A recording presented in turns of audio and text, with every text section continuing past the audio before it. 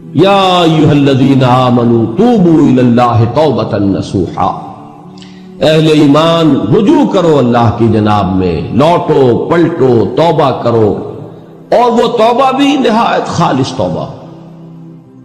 یہ توبہ حضرت علی رضی اللہ تعالیٰ عنہ نے ایک مرتبہ دیکھا ایک شخص کو، وہ گردان کر رہا ہے توبہ کی تیزی تیزی سے، فرمایا یہ تو توبۃ المکذبین ہے، جھٹلانے والوں کی توبہ ہے یہ۔ وہ گھبرایا، تو پھر آپ نے فرمایا توبہ وہ ہوتی ہے جس کے ساتھ وہ ساری کیفیات ہو، شدید ترین پشیمانی ہو کہ میں کیا کر بیٹھا ہوں، پھر یہ کہ آئندہ کے لیے عزم مصمم ہو کہ ہرگز دوبارہ یہ کام میں نہیں کروں گا، اور نہایت گڑ گڑا کر اللہ سے اس کی دعا جو ہے اس کی معافی طلب کی جائے۔ یہ قلب کی گہرائیوں سے جب تک یہ توبہ نہیں نکلے گی یہ توبہ نہیں ہے۔ تو توبۃ النصوح، یہ نصح کا لفظ جو آتا ہے عربی زبان میں، یہ ہے کسی شے کے خالص ہونے، کوئی اس میں ملاوٹ نہ ہو۔ توبۃ النصوح، یہ توبۃ النصوحہ، خالص توبہ کرو، دل کے ایک گہرائیوں سے توبہ کرو، اور صمیم قلب سے توبہ کرو، عزم مصمم کے ساتھ توبہ کرو کہ پروردگار جو خطا ہو گئی ہے بخش دے، آئندہ تیرے کسی حکم کے خلاف کوئی حرکت نہیں کروں گا، خاص طور پر وہ خطا جو معین ہے اس کے بارے میں تو تعین کے ساتھ فیصلہ ہو کہ دوبارہ نہیں کروں گا۔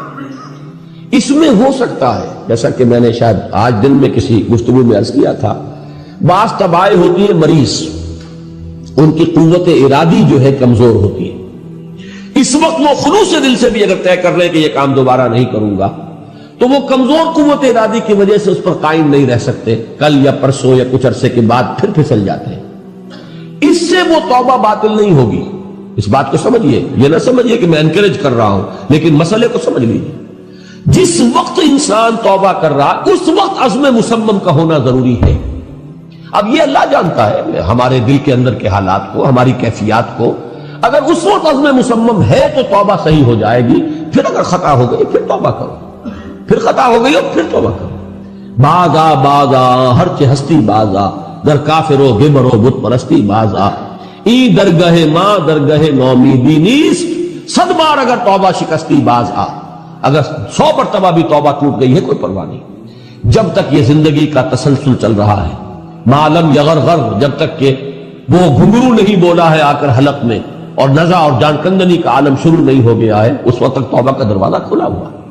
لیکن جس وقت توبہ کر رہا ہے آدمی، اب یہ آدمی اپنے آپ کو دھوکہ دے لے گا تو دوسری بات ہے، لیکن اللہ جانتا ہے، اس وقت اگر عزم مصمم ہے تو توبہ درست ہو جائے۔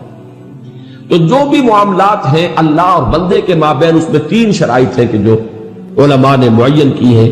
ایک حقیقی پشیمانی، وہ پشیمانی جس کے لیے اقبال کا وہ شعر بہت مشہور ہے جو انہوں نے نوجوانی میں کہا تھا، اور داغ دہلوی اس مجلس میں موجود تھے جہاں علامہ نے یہ شعر پڑھا ہے، تو انہوں نے بڑی داد دی تھی کہ میاں اس عمر میں اور یہ شعر یعنی چشم بددور، وہ یہ داد کا بڑا ایک یعنی بلیغ انداز ہے۔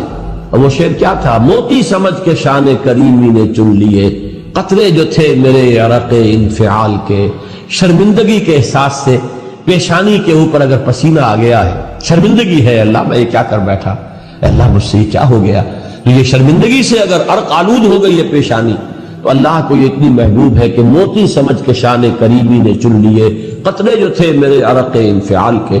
حدیث میں یہ مضمون آیا ہے، اللہ کو کتنی خوشی ہوتی ہے اپنے بندے کے توبہ سے۔ بائبل کی ایک سٹوری جو ہے دی پروڈیگل سن، جو آپ کو یاد ہوگی کہ ایک شخص کے کئی بیٹے تھے، اکثر جو تھے سارے بڑے فرمانبردار، بڑے عمدار، سعادت مند، کام کرنے والے، ایک تھا نٹکھٹ قسم کا شریر، وہ اپنی دولت بھی بٹوا کے لے گیا، اور پھر وہ بہت سال کے بعد آیا ہے تو سخت یعنی فقیری کے اور قلاشی کے عالم میں باپ نے واقعی سب سے توجہ ہٹا کر اپنی ساری محبت کا برکت پھر اس بچے کو بنا لیا، اپنے بیٹے کو۔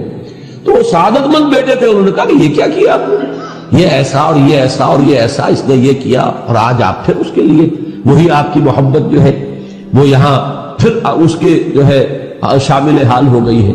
انہوں نے کہا کہ تم دیکھتے نہیں کہ اگر کوئی چرواہا ہو اور اس کی اگر 100 بھیڑیں اور بکریاں ہیں، تو اگر کوئی بھیڑیا کسی ایک بکری کو اٹھا کر لے جائے تو 99 کو چھوڑ کر اس کے پیچھے بھاگتا ہے اس کو بچانے کے لیے۔ جو میرے ہیں وہ تو ہے ہی ہے، جو مجھ سے دور چلا گیا تھا وہ اگر لوٹ کر آیا ہے تو در حقیقت یہ ہے میری توجہ کا اور میری محبت کا سب سے زیادہ مستحق۔ یہی معاملہ اللہ کا. یہ در حقیقت ایک پیرابل ہے، ایک کہانی ہے جس میں اللہ کی وہ شفقت جو ہے اپنے گناہگار بندوں کے جو شامل حال ہوتی ہے جب وہ توبہ کرتے ہیں، جس کے لیے حدیث میں آخری بات بیان کر دی گئی کہ تصور دیا گیا ہے کہ ایک لق و دق سے راہ میں ایک شخص سفر کر رہا تھا، ایک ہی اونٹنی سواری کی، اسی پر اس کا راشن بھی تھا، پانی بھی تھا.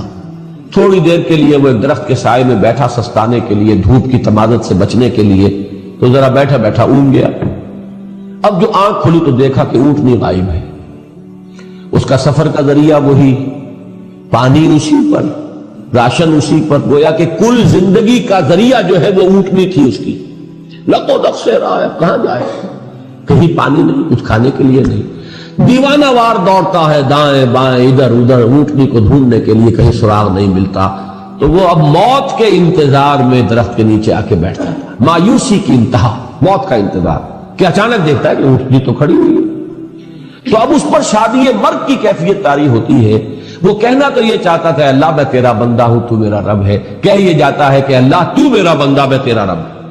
زبان لڑکھڑا گئی ہے اس خوشی کی شدت کی وجہ سے. تو حضور فرماتے ہیں کہ اللہ کو اپنے کسی گناہگار بندے کی توبہ سے اس سے بھی کہیں زیادہ خوشی ہوتی ہے. تو اس کو ذہن میں رکھیے، توبہ کا بڑا اونچا مقام ہے. ہمارے ہاں شرائط بھی سخت ہیں. 3 شرطیں وہ، ایک عزم مصمم، ایک پشیمانی، حقیقی پشیمانی. نمبر 2 عزم مصمم کہ اب دوبارہ نہیں کروں گا. نمبر 3 ایک مرتبہ ضرور اس کام کو چھوڑ دینا. یہ گویا کہ اس کے عزم مصمم کا فوری ثبوت ملنا چاہیے. کچھ دنوں کے بعد پھر کہیں جذبات کا رحلہ آئے، کوئی اور خطا ہو جائے، بات دوسری ہو. اور جو حقوق العباد کا معاملہ اس میں 4تھی شرط اور ہے، اس لیے کہ حقوق العباد کی کوتاہی جو ہے اللہ تعالیٰ معاف نہیں فرمائیں گے. وہ تو وہی بندہ ہے جس کی آپ نے حق تلفی کی ہے، کسی کی غیبت کی ہے، کسی کی چغلی کھائی ہے، کسی پر تہمت لگائی ہے، کسی کا مال ہڑپ کیا ہے، کسی کو دھوکہ دیا ہے، کسی کی عزت پر حملہ کیا ہے، تو وہ تو وہی معاف کرے گا. یا یہ کہ آپ کی جو نیک اعمال ہیں وہ اس کو دے دیے جائیں گے قیامت کے دن، اور اگر آپ کے اعمال ختم ہو جائیں گے تو اس کے گناہ جو ہیں وہ آپ کے کھاتے میں ڈال دیے جائیں گے. بہرحال جو 4تھی شرط ہے حقوق العباد کے معاملے میں کوتاہی میں توبہ کی، وہ یہ ہے کہ آپ یا معافی طلب کریں یا تلافی کریں اس شخص